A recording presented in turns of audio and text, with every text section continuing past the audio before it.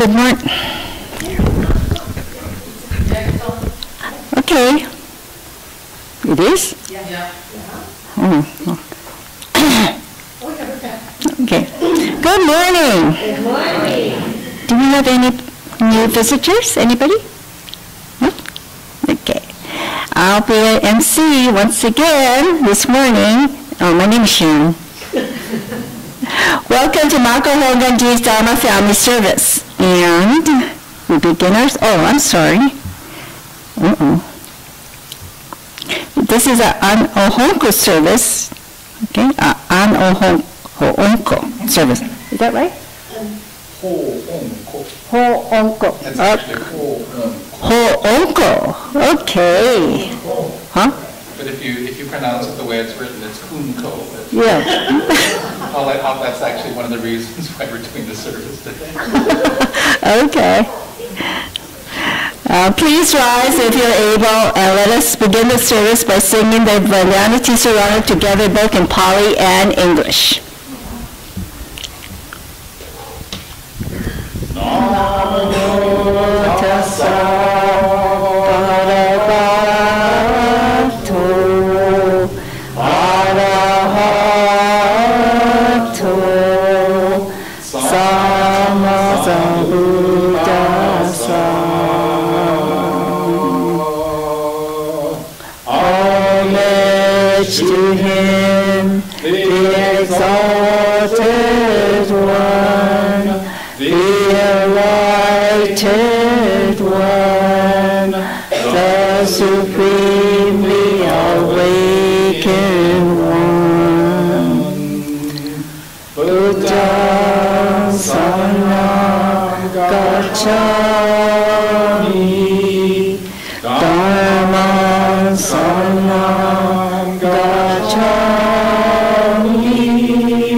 Sangha Saranam Gacchami. I go to the Buddha for guidance. I go to the Dharma for guidance. I go to the Sangha for guidance.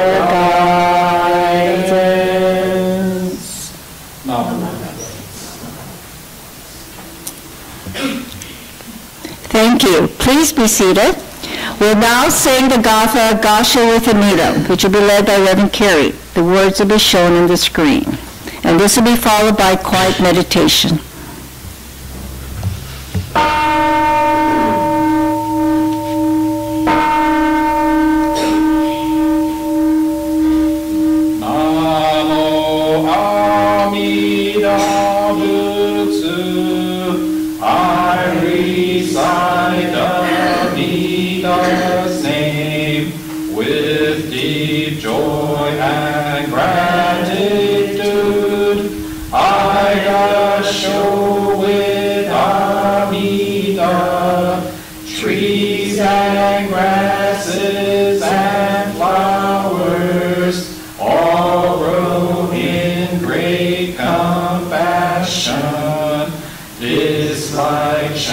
Throughout the world, I show with Amida.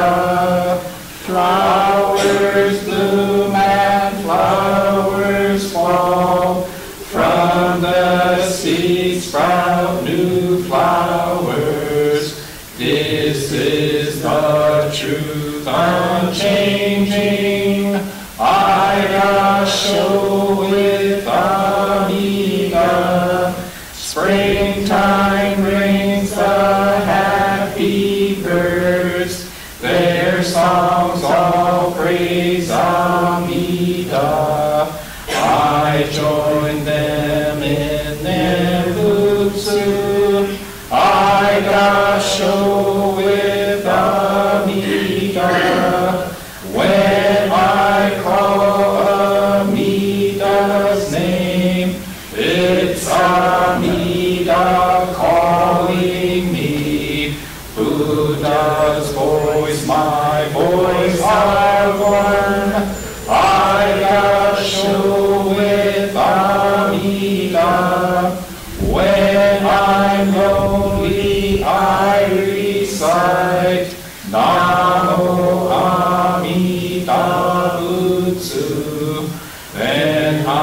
feel great compassion.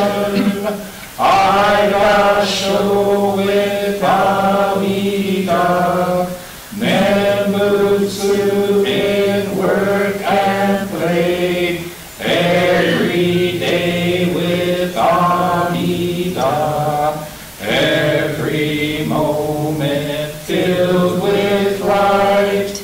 I gasho with Amida, remember the golden chain, kindness to all living things.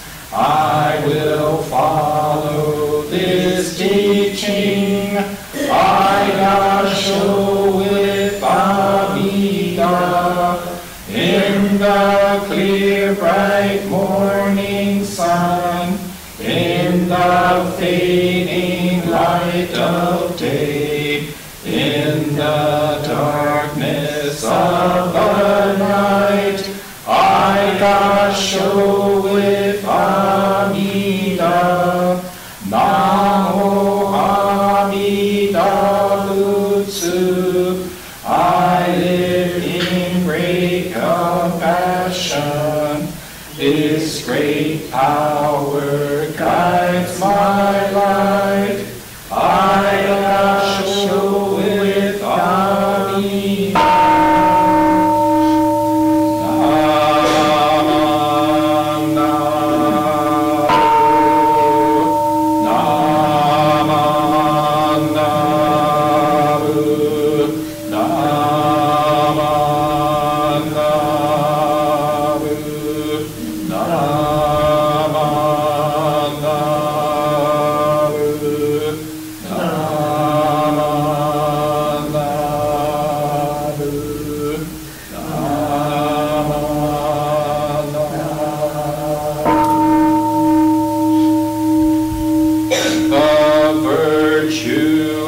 Amida's vow is shared equally by all, together attaining awakened mind. We are born in the land.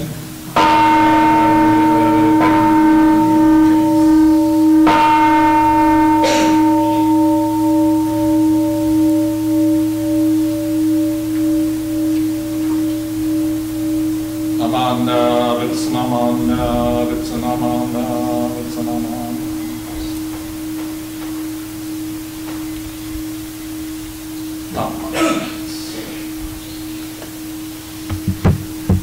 Let's sit together quietly for a few moments.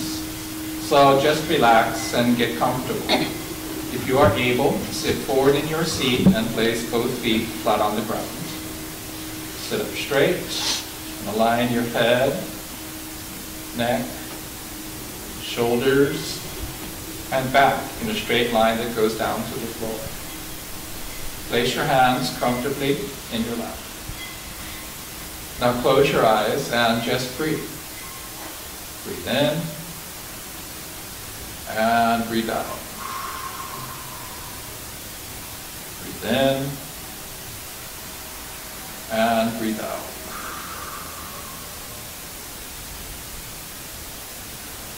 As you breathe in, you feel energy filling your body.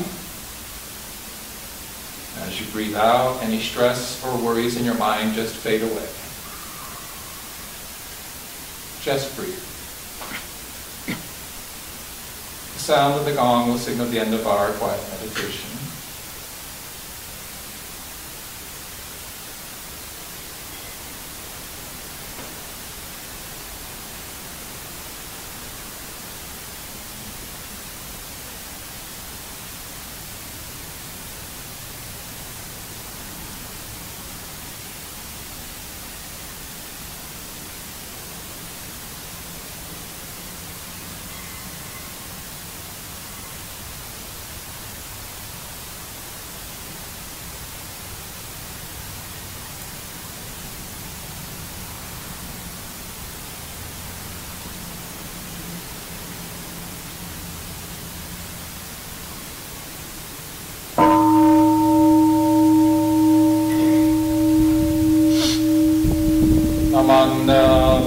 Utsanamana, Utsanamana, Utsanamana.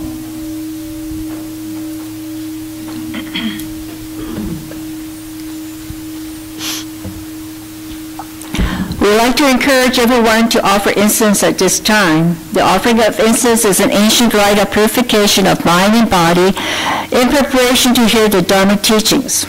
Offertory, making donations and offerings to the temple, is the practice of Dharma, the first of the 6 paramita perfections of Mahayana Buddhism.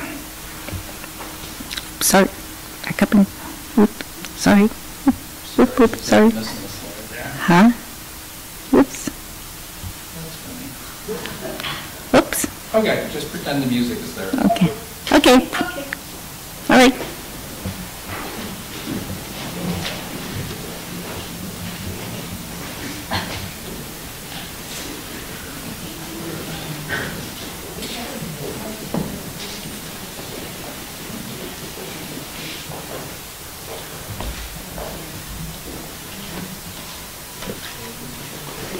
Okay.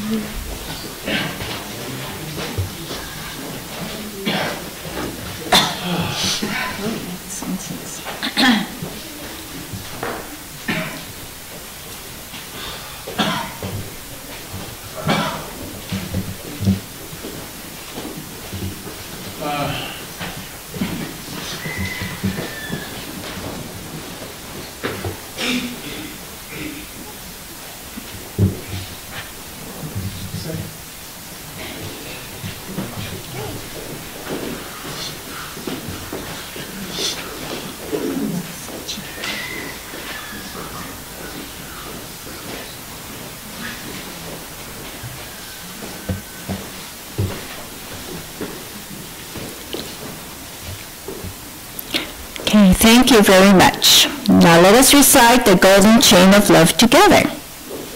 Okay. I am a link in Amida Buddha's golden chain of love that stretches around the world. I must keep my link bright and strong. I will try to be kind and gentle to every living thing and protect all who are weaker than myself. I will try to think pure and beautiful thoughts, to say pure and beautiful words, and to do pure and beautiful deeds, knowing that on what I do now depends not only on my happiness or unhappiness, but also that of others. May every link in Amida's golden chain of love be bright and strong, and may we all attain perfect peace. Namo Amida Butsu. Okay.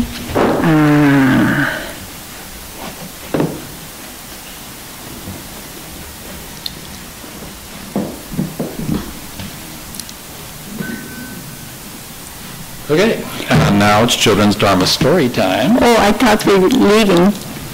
Well, it's because the next slide says... Oh, wait. Good morning! Surprise! Today there is no children's Dharma story time. So, no story is the story. So just remember, kids, be good. But not too much. Okay. Okay, and now Dharma school students and children under the age of 11 are welcome to follow Auntie Sharon and Auntie Karen to the social hall not social hall. Actually, it's for the rehearsal for the New Year's party, but I'm not supposed to say that. Okay, and I don't know, we just lost 10 minutes, so I'm going to be talking a long time today. Well, that's okay, Sensei. Everybody loves to hear you talk. You could laugh at that point. So actually, let me just start the easy way. I don't know how much my voice will pick up on the microphone there, but am I in the middle of the stage? Okay. So, anybody notice anything different today? What you're wearing. Okay. Specifically? Orange, yellow. Yellow, right? So this kesa, which again represents the robes that the Buddha originally wore. This is the first kesa that you get as a Tokudo trainee. So if you want to go for ordination, so let's say Sean's going to go for ordination. Yay! You'd have to show up at the ordination center with your hair either not completely shaved. They say 3/8 of an inch.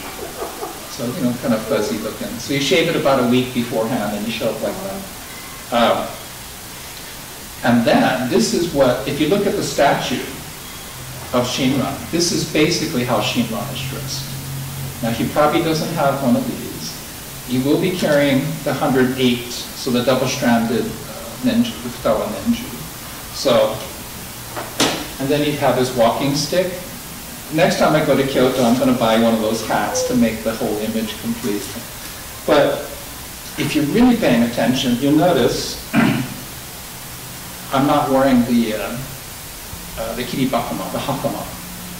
Of course, nobody pays that much attention. So. And when you look at Shinran, he's actually dressed with leggings.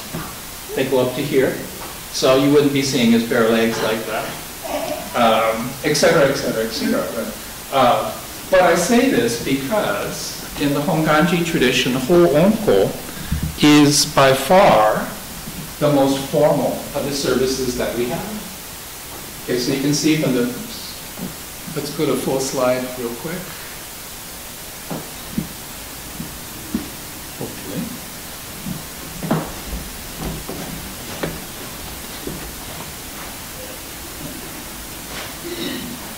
Okay, so you can see, right, that everybody, one, they're not wearing the simple gojo or the simple kesa. Right? This is called a kigesa, which you only wear actually now during the summer months. I'll explain that too. But you notice, right, they're wearing colored robes, so shikiya. They're wearing the big one, the big gojo, right, which I have my samples here.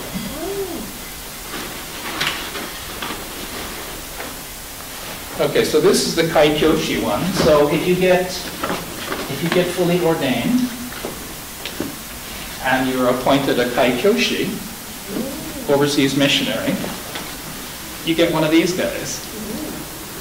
And so normally this is what I'm wearing.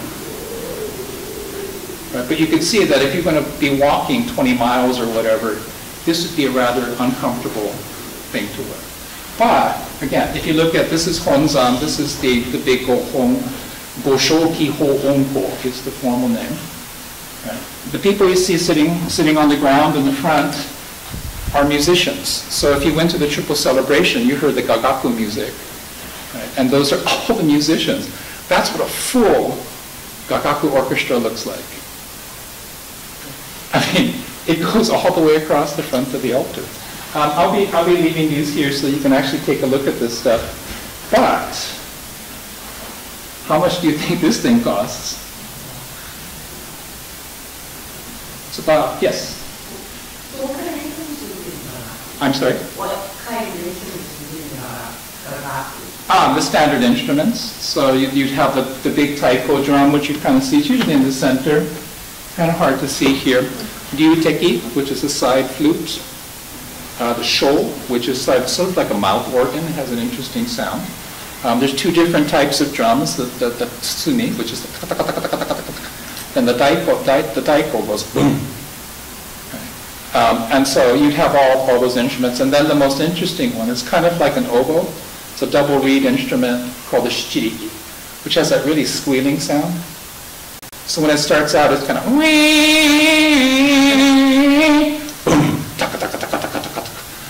my mom was in the Kinata group in the 70s in Los Angeles, so she was one of the first players of gagaku in California. So anyway, when you look at this, how much do you think this costs? $1,000. Good guess. Anybody else? $4,000. Is it so? Yeah, so when you check it out, I mean, this is an fully embroidered kimono thing. It's called a gojo because the jo is like one panel and this is 5 panels.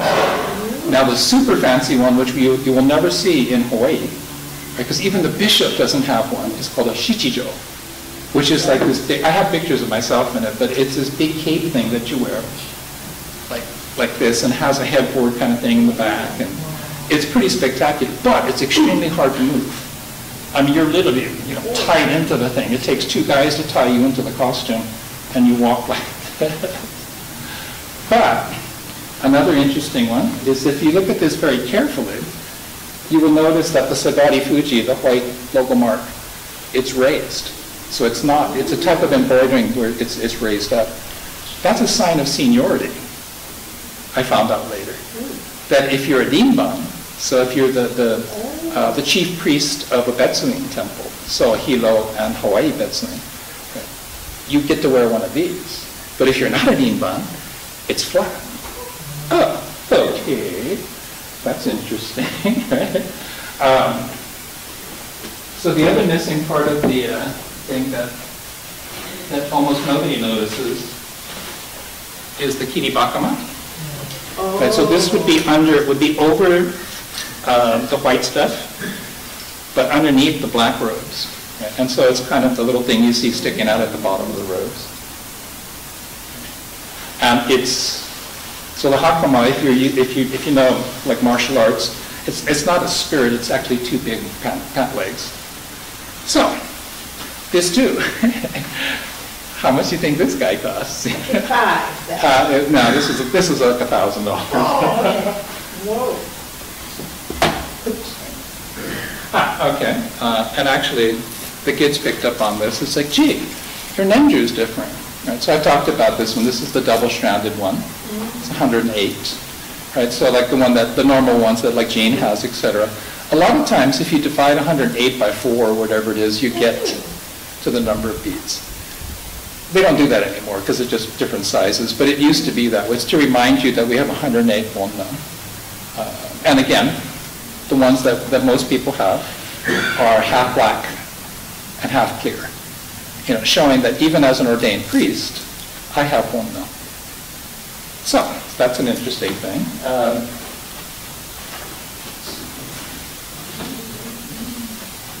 Anybody see where I put my fan? Underneath the Oh, there it is. Okay, this thing is known as a chuke. It does unfold. There's printing on one side and no printing on the other side. The printing side must face up. The thumb goes against the back. You will have both strands completely equidistant. The gojo, you can see that I'm rather taller and fatter than Shinran is because this is way too small for me.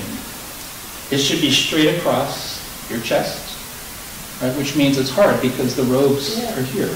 So sometimes you will see the gojo folded underneath like that so that you get the nice straight line. And that's also why we're supposed to stand like this. So not straight down, but one fist up. Because otherwise, this gets out of alignment. So, you can imagine, you will see me when I try to sit down, you're supposed to take this part of your chuke, and you do this to make sure your robes don't split. And then you put this on the ground. You check to make sure your butt's not sitting on top of the gojo. You have to bring both strands together. And it should lie flat between your knees. How many of you notice that I do all that stuff? I do because I went through the training, obviously. This is always a fun one. What is this used for? Yeah, you never do this. You do this, they'll spank you. Okay, so you would never actually use it, as a fan. So during the summer, you don't unfold and do this. So it's for, so here's the Shoshinge. When you become ordained, or actually when you enter the Tokudo Center, you're issued one of these things. They're numbered. You have to go to a special department inside of Honzan to be issued one of these things. And we stick it inside of here. So there's a little gap in the robes, and you put your hand in there, and then the white part of the robe is like this, right? So you stick it inside of there, and then, it's kind of hard to see, but there's a belt, like a white belt underneath essentially the underwear, the undergarments. But also, underneath the kesa, there's a black belt in the second hand, and that's what keeps the book from falling to the floor. So, in a very formal situation, so like when Floyd's ringing the bell, right? Go 7 strikes, goes up, goes down. On the second set is 5 strikes. On that first strike, the first priest comes out. So you'll see me come out here, So a lot of people think that when we come out, we're bowing to the audience. No, we're saying, Shinran, I'm going to be rude by walking in front of you. Amida Buddha, I'm going to be rude by walking in front of you. Let's see if I can do this where you can see, sort of. So when we sit down on the floor, you open the chute, you put it on the floor, right? You reach and get your book. And it's tricky because you have to open it up in a certain way. You eat it off with the book. And you start chanting, or you put it down.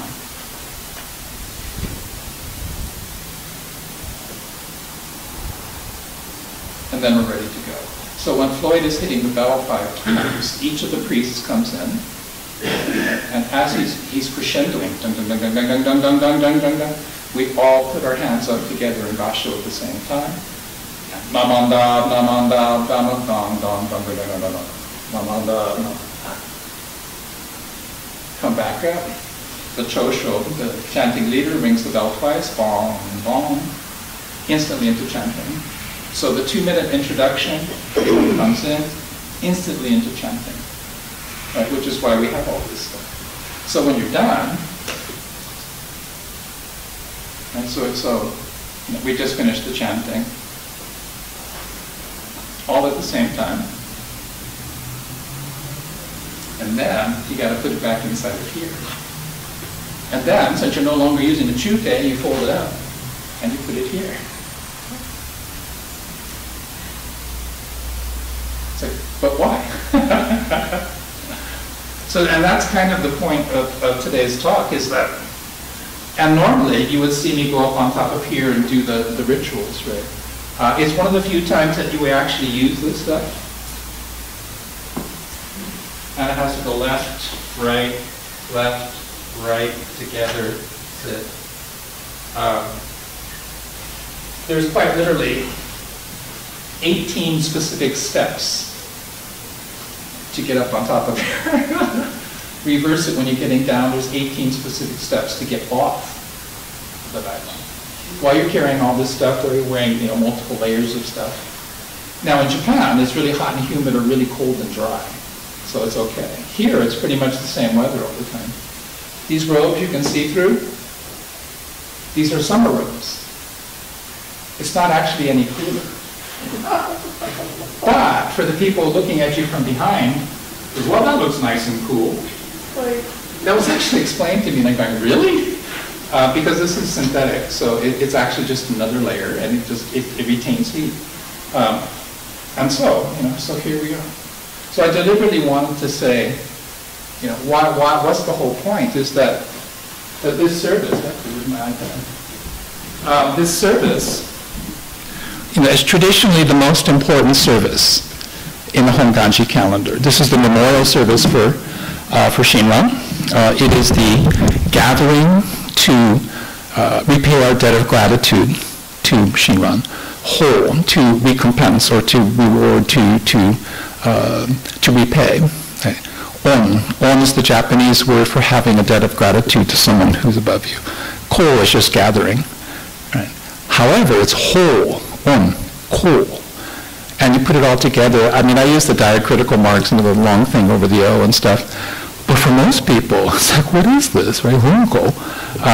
But it's the memorial service, and it's the most formal. So again, if you have a chance go to Honsan for one of these major services, go see it. It's amazing. You have 100 people dressed up in fancy stuff. So it's tradition to tell the story of Shinran, which they do. It takes 2 hours. The Godensho reading is done in a very formal way. It sounds a lot like the Gobunsho reading if I do it in Japanese. And there's a part where everybody cries, but that's okay. But again, if we tried to do that here in Hawaii, people start throwing rocks at the minister. It's just like, no, we don't want to hear this stuff. So anyway, very long time ago, little boys born to Lord and Lady Adimori, who are noble birth, so they're aristocrats. And they named the little boy, Matsu Wakamaro, which you can imagine growing up was probably no fun, so he becomes known as Shinran. And so, causes and conditions, he becomes a monk at age 9, right? So he shaves his head, the Tokudo ordination. But they arrive late at night, and the chief priest says, it's late, it's dark, let's just do it tomorrow. Right? And it is said that he writes this poem, the heart set upon tomorrow, how like cherry blossoms blown away at night in a sudden storm. Asu ari to omou kokoro no atazakara, yohan ni kaze no fukamu mono no ka wa. So, according to the story, at age 9, he has this insight. There's no time to waste. There's no time to waste. You never know.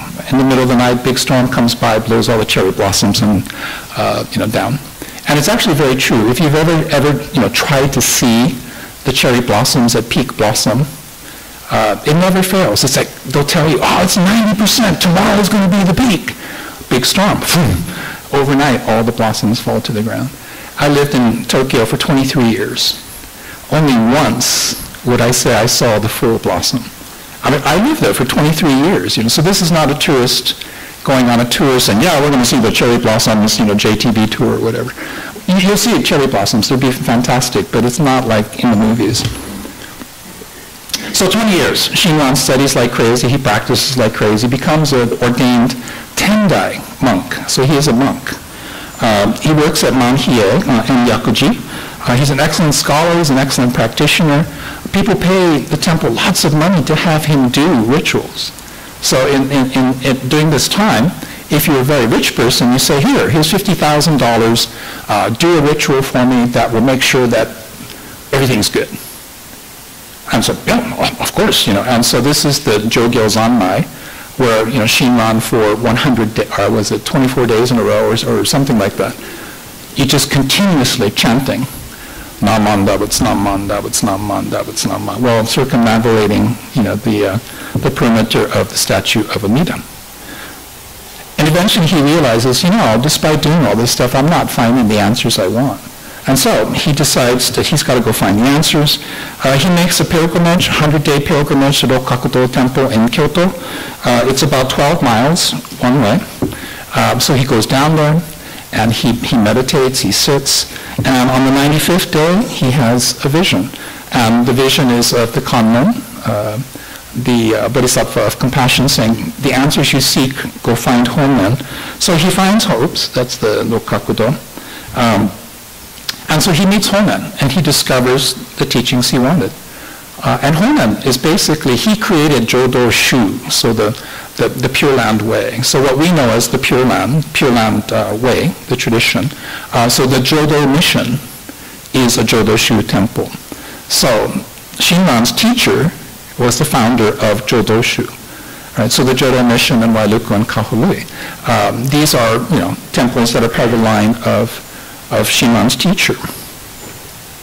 And so he finds the faith, he finds the spiritual understanding he's looking for, and becomes a follower of Honen.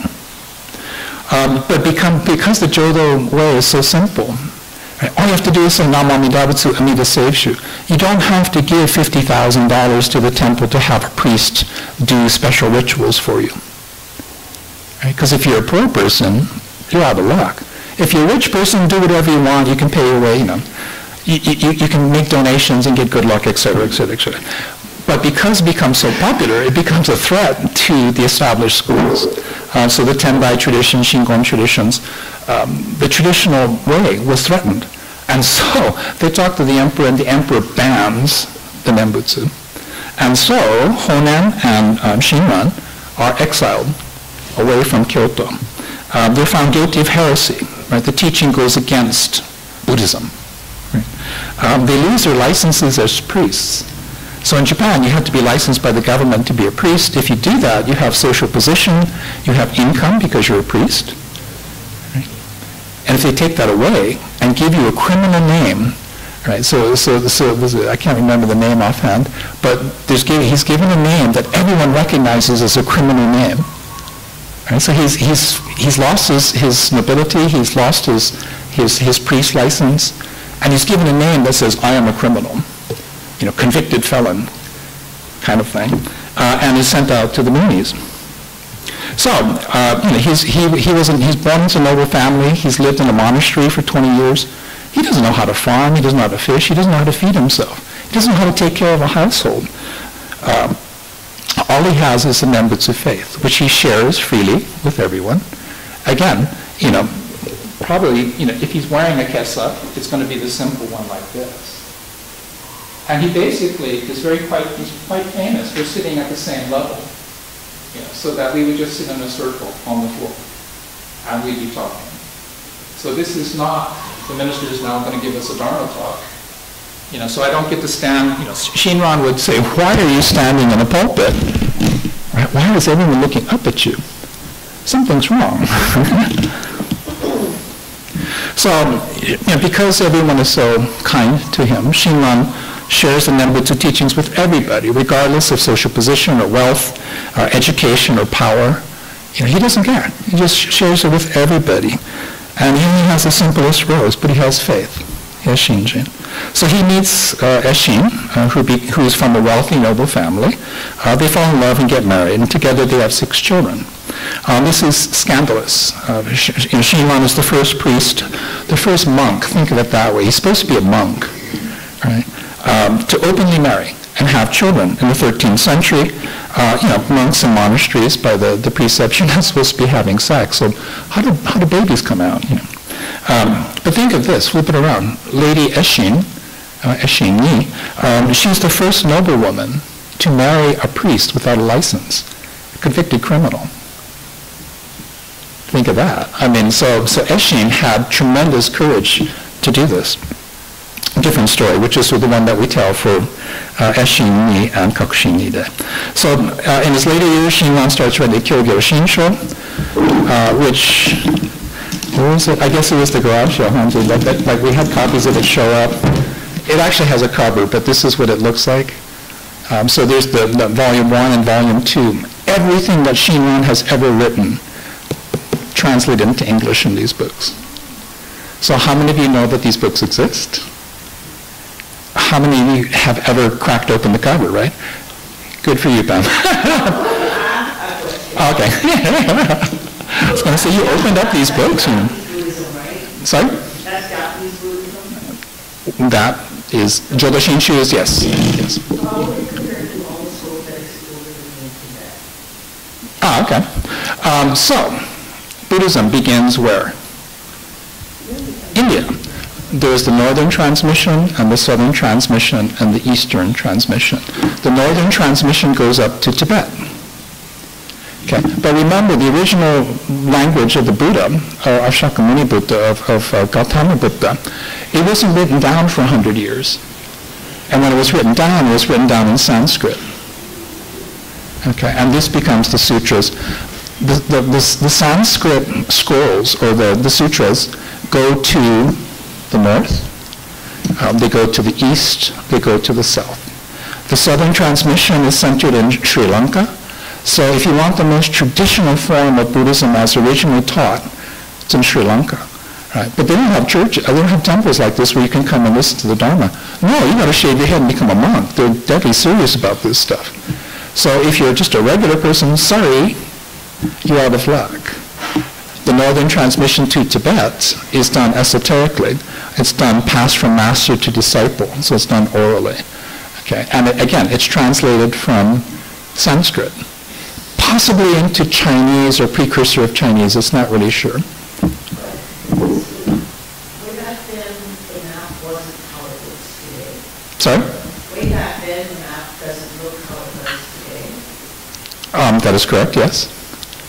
So, what is the word for China? But supposedly the word in Chinese for China translates to the Middle Kingdom. Central Kingdom, but yes. Right. So you're saying north, south, east, and west. Relative to where the Buddha started, which is normally how you talk about transmissions of things. So the point of origin, if you're in Nepal, the Nepalese will insist that the Buddha was living in Nepal. If you're Indian, they'll insist it's northern India. It's not clear. It's basically the northern northern part of India and what we know of as Nepal. It's somewhere in there. So Lumbini actually is located in Nepal today. But it was a different kingdom back in the days. It gets confusing. So the language, right? So what we use, so the Eastern transmission goes from India to Central Asia, Afghanistan. Do you remember during the war, right? They blew up the big statues, the Taliban, right? They blew up the big statues of Buddha. That's Amida Buddha statues. Not everyone's aware of that, right? And then that goes into China, where it meets Confucianism, it meets legalism, right? It meets Chinese culture.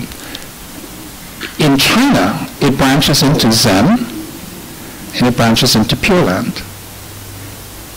Okay. And then Pure Land and Zen come over to Japan, right? Much later on. But this is the transmission. So, and then from Japan, right, it's translated into English here in Hawaii. In the 1970s, this is a massive bit of work. If you actually read this thing cover to cover, you'll know more about, why Amida exists, why the Nembutsu as a doctrine exists, et cetera, et cetera, et cetera. But nobody wants to read all that stuff. Which is kind of like the point of this service, today. A Hōonkō normally would be a very formalized and ritualized service.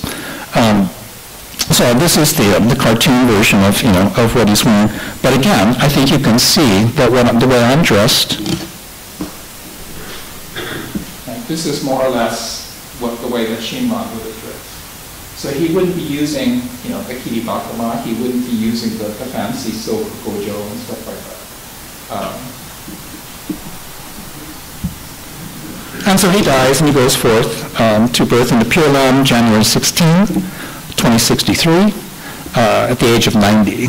So this is why we have Hōonkō. It's to mark his passing and to say thank you. So again, you just have to remember that this service is to say thank you, Shinran. And so, we're very grateful to Shinran, and he gets his own altar and the whole bit. But this, and also, go back to here. So we mark it, it's a huge formal service. But did you know Shinran would be shocked that we're having a service in his memory? It's like, why? What? So if you've ever visited the Otani Honbyo in Kyoto, this is the newer mausoleum for Shinran. But the reason, this is the key point here. So when he was asked what he wanted to do, how to be buried when he died, he's quoted as saying this: "Throw my body into the Makawao River and let the fish feed on it." Right? Just throw my body in the river, let it become fish food. So what happens? So they build this monster, thing called the Otani Honbyo. So it's the mausoleum for the Otani family.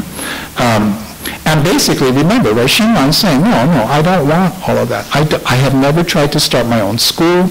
I don't have my own disciples. My teachings, what I'm teaching is just the essence of what Homen taught. It's the essence of the Pure Land way. It is the Shinshu, the essence, the true essence of Jodo, the Pure Land way. And so Jodo Shinshu, no, he never taught Jodo Shinshu. He taught the Shinshu of Jodo. It's a very subtle distinction. But it's again, he would be shocked. He's saying, no. We should be doing big things for Homen. Why are you doing big things for me? So it's like, why would you do this?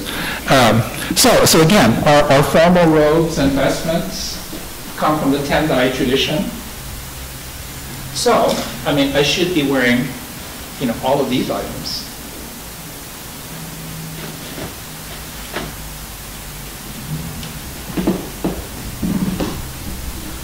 So he wouldn't be very happy, put it that way. So because, and this is the thing, this is why our altar looks this way. This is why we're required to go to Tokudo and study all these things, the 18 steps to get up on top of the Daimon, right? Because it falls back to Tendai and Shingon traditions. But Shingon would be going, why? Why? Because, so Shingon was a rebel. He broke all the rules, right, to find spiritual understanding. And Shingon was a failure. Right? He had to disown his eldest son because his eldest son said, my dad, Shinran, taught me some secret stuff, and if you want to know the secret stuff, come to me and give me money. And it became such a big stinky thing that Shinran literally had to write a letter disowning his son and saying what you were teaching is heresy, I never taught that.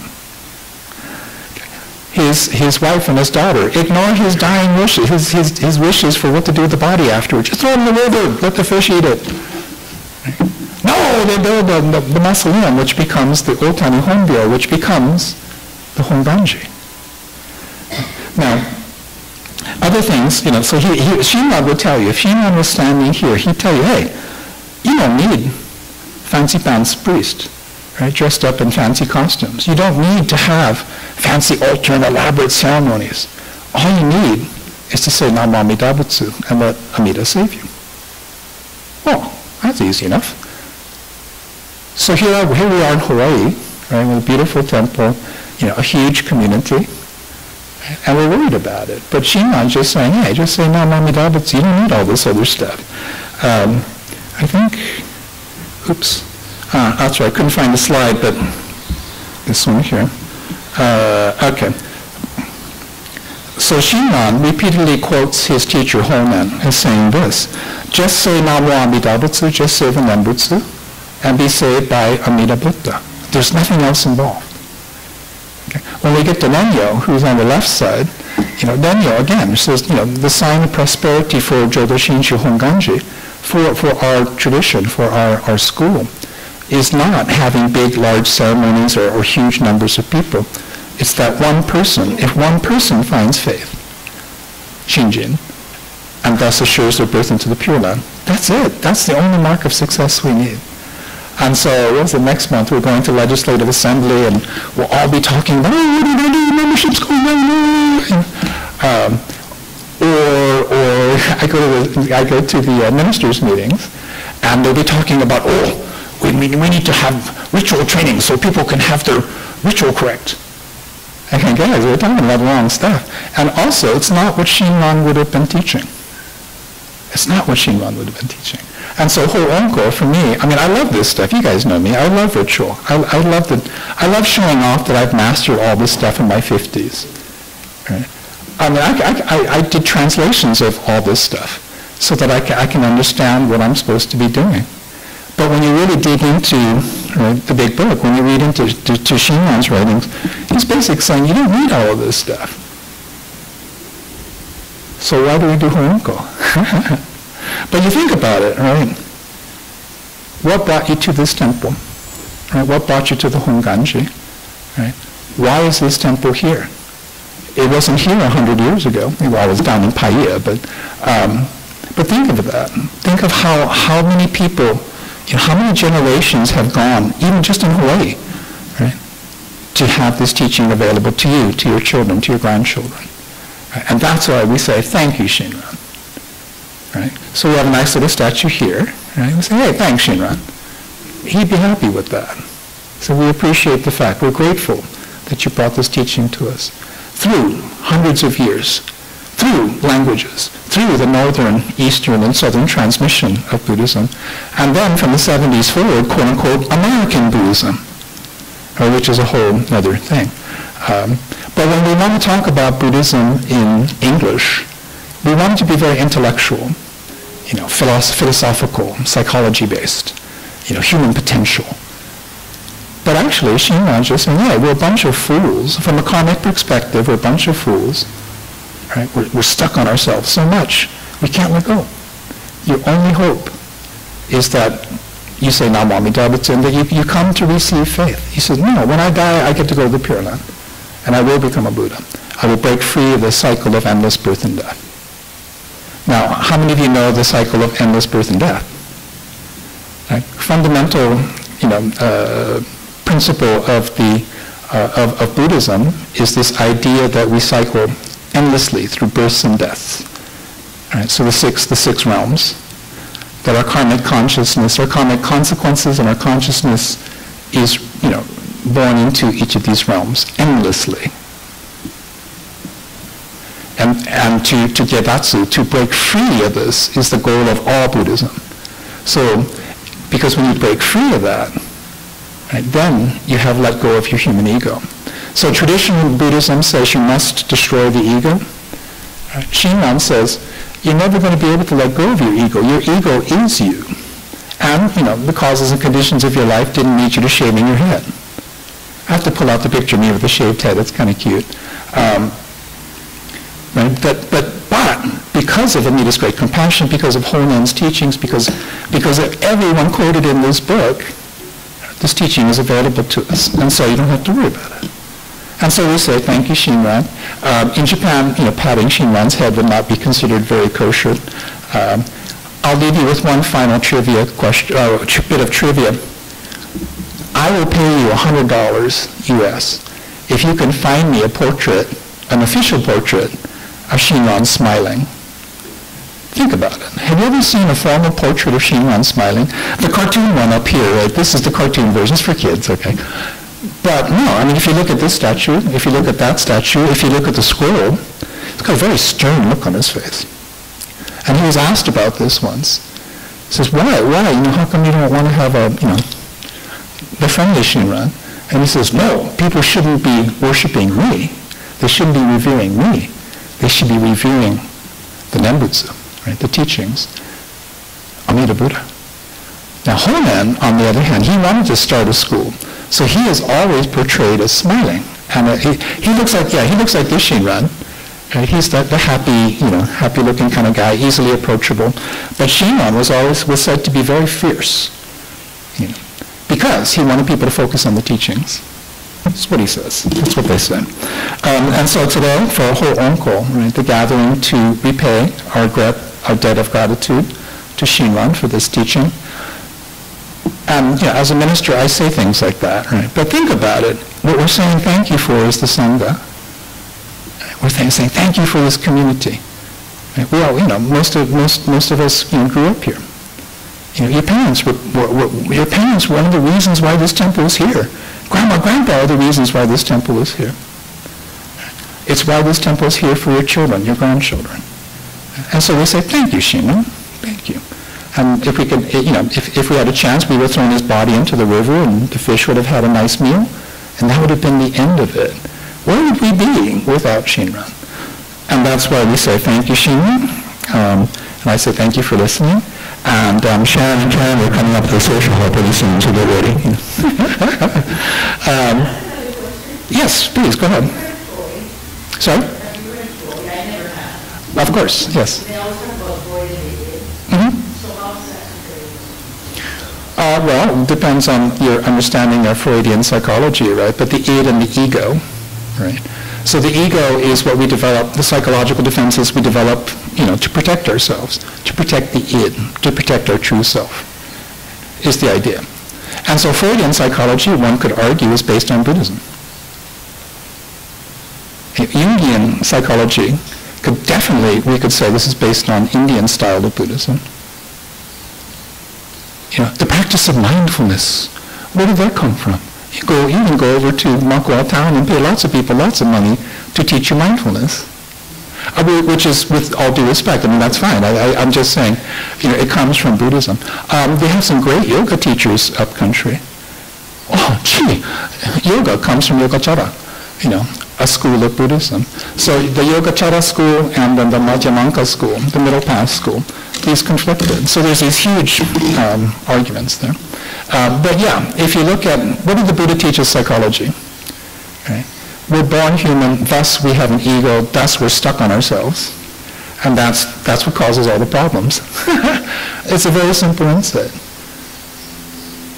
But it's very hard to undo. And so during the Buddha's time, the only way to do it was to become a monk.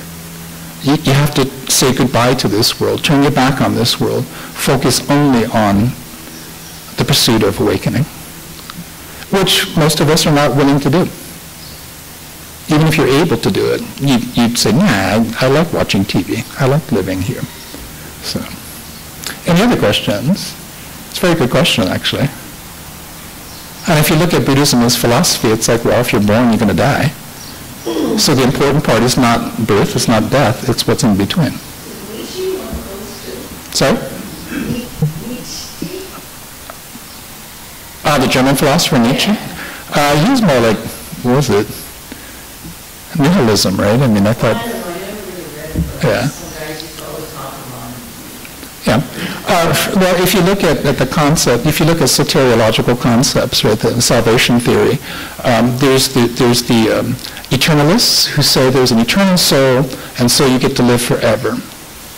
Right? And then there's the absolutists or the nihilists who say, no, when this life ends, boom, the light goes out, that's it. Buddhism says the truth is somewhere in the middle. So very good. Thank you very much. And now over to Jean, MC number 2. See if it works. Thank you, Reverend Carey, for your message. Let's now all chant the Metta Sutta, the Loving Kindness Sutra, which will be up on the big screen. We'll let Reverend get settled and then he'll lead us.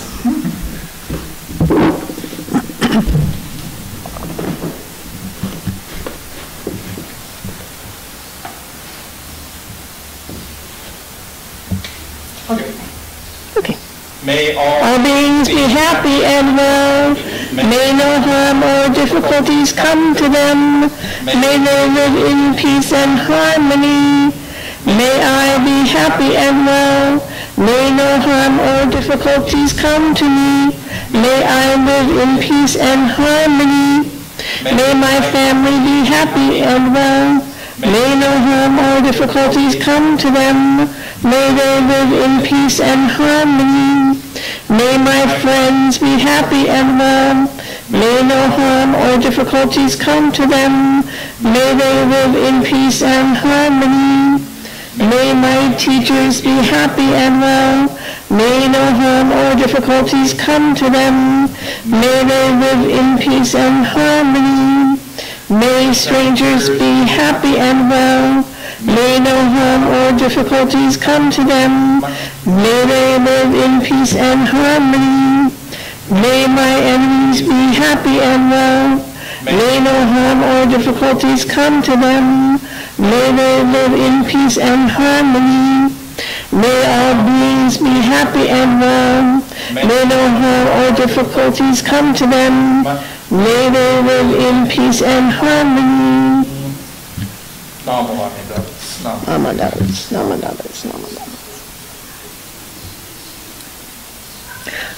Reverend Carey will now lead us in gratitude meditation. Sit together quietly for a few moments. So just relax, get comfortable. If you're able, sit forward in your seat and place both feet flat on the ground. Then sit up straight, align your head, neck, shoulders, and back in a straight line that goes down to the floor. Place your hands comfortably in your lap.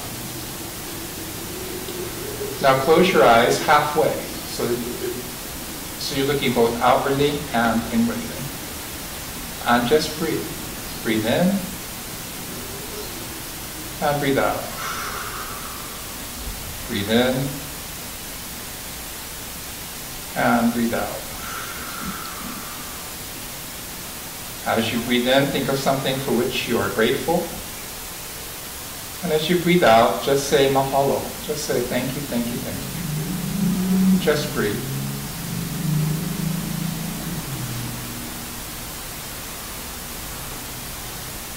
The sound of the gong will signal the end of our quiet meditation.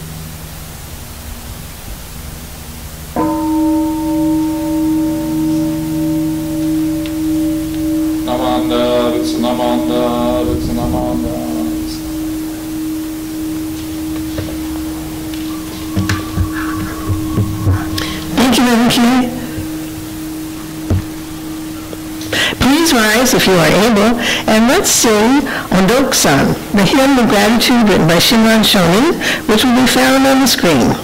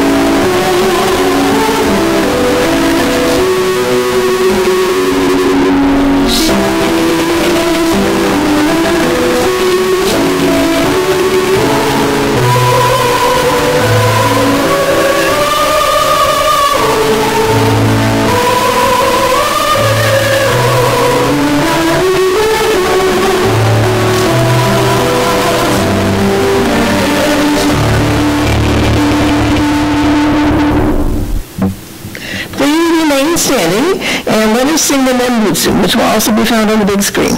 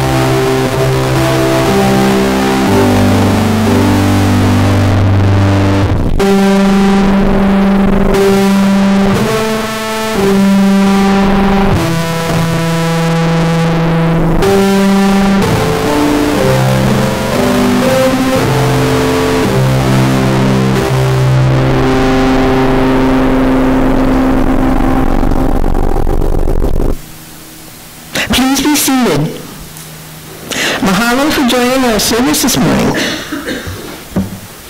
Are there any announcements?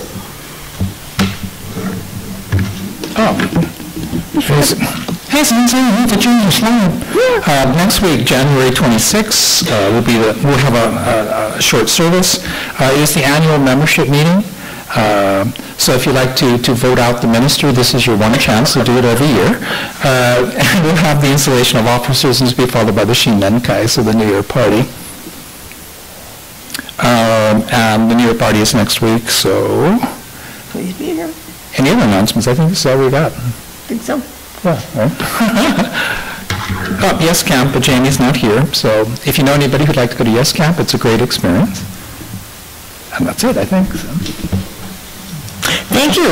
And since there are no other announcements, everyone is welcome to enjoy refreshments and talk story in the social hall. None.